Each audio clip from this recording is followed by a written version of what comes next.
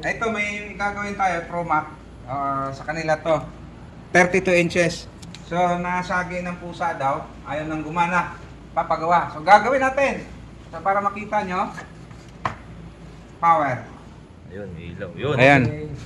Yun, barag nga, sir. Ayun, oh. Ito. Mm. So, ito yung gagawin natin.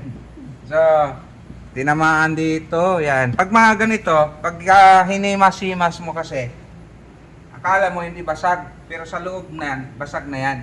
Kaya pagka ganito, dalawa lang ang option mo.